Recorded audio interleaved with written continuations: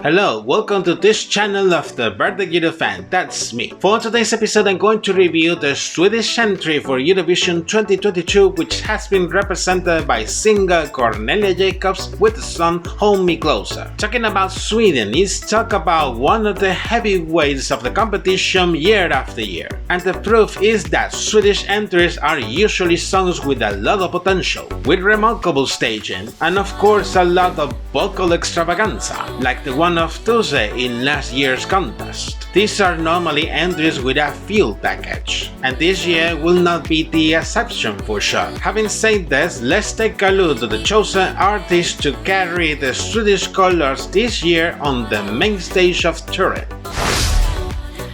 Cornelia Jakobs Samuelsson, mostly well known as Cornelia Jakobs, is a Swedish singer and songwriter. She comes from a family well linked to the worlds of theater and music, and his father in particular, Jacob Samuel, was the lead singer of the glam rock and heavy metal band The Poodles, being active until 2018. Cornelia starts her musical career in 2010 as part of the pop female group Love Generation, which changed her name to Stockholm Syndrome 2 years later. They went to participate a couple of times, in 2011 and 2012 respectively, in the mythical and renowned Melody Festival, the national final traditionally used to select a Swedish representative for the contest. In the first attempt, although they went to the second chance round, the Andra Chansen, they didn't make it to the final, and in the second attempt they were eliminated in the semifinals. They released a few singles that however did not achieve a significant success in the Swedish charts, but we must take into account that the Swedish musical scene is quite competitive itself. Finally, in 2016, after many years without achieving a name among the Swedish pop stars, they decided to disband. The end of the band, however, did not stop Cornelia in her vision of pursuing a musical career, starting her solo project in 2018 and releasing songs composed by her since then. She gets involved again with Melody Festival last year, being one of the composers of the song Best of Me performed by contestant Ephraim Leo, although he did not qualify to the final round after losing a spot in the Andra Chansen. Maybe it has not been easy for her to achieve a name in the Swedish musical scene, but Cornelia does not give up, and mostly if it's about trying to represent her country at Eurovision. Having said this, I'm going to comment the beginning of her Eurovision experience. The Swedish public broadcaster has organized as usual the 62nd edition of Melody Festival.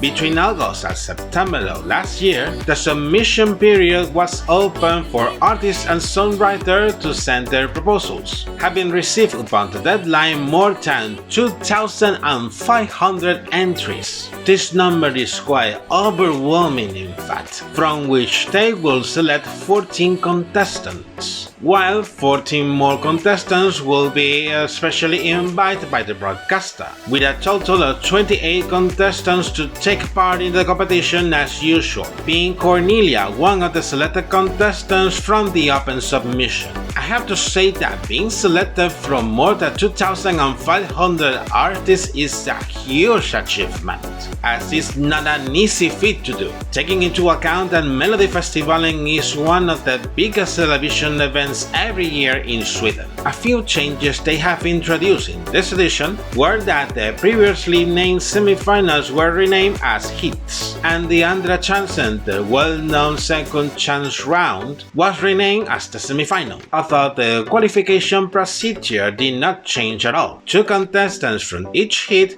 and 4 contestants from the semifinal to select the 12 finalists. The broadcaster had initially planned to return to its traditional tour around many cities of the country, having organized all the shows of the last edition in Stockholm, and without an audience due to the restrictions of the COVID-19 pandemic at the time. But With the spread of the Omicron variant, the broadcaster has changed their original plans and decided to hold the shows once again in Stockholm, but with the audience returning again and being broadcasted between February and March as they usually do. Cornelia makes her first appearance in the first heat, qualifying straight to the final as she got the first place after the first round of voting by the audience. Then, in the final show broadcasted in mid-March, after the performances of all the finalists, it was evident during the voting results that Cornelia was the absolute favorite from the international jury and was the second most voted artist by the public, achieving the victory in the national final without any doubt and gaining, after 3 attempts, the right to represent Sweden in Turin.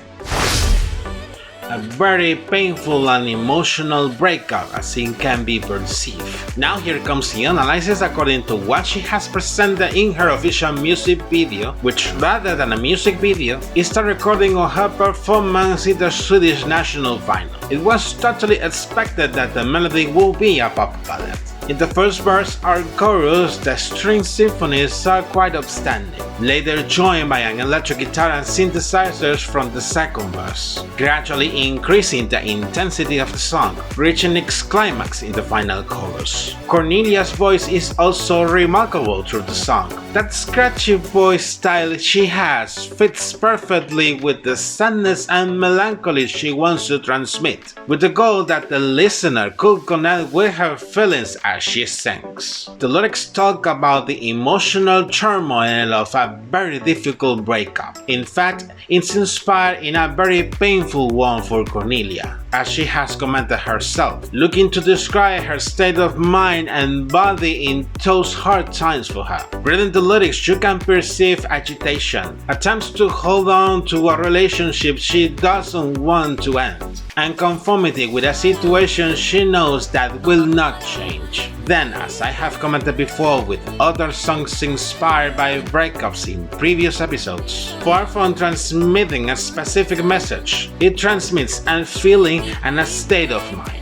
Analyzing her performance in the national final serving as official music video, a very simple staging device used by her. She starts singing "Sat to the Floor", and then you can see a spinning white circular screen in which a green light is projected to it from behind. By the second verse, she is performing standing on feet, and you can see she is wearing a top with brilliant sparkles and black pants. In the bridge of the song, the light projected in the circular screen turns to red in the climax of the performance, then pushing it to make it spin. Although this could look simple, it has a really deep meaning.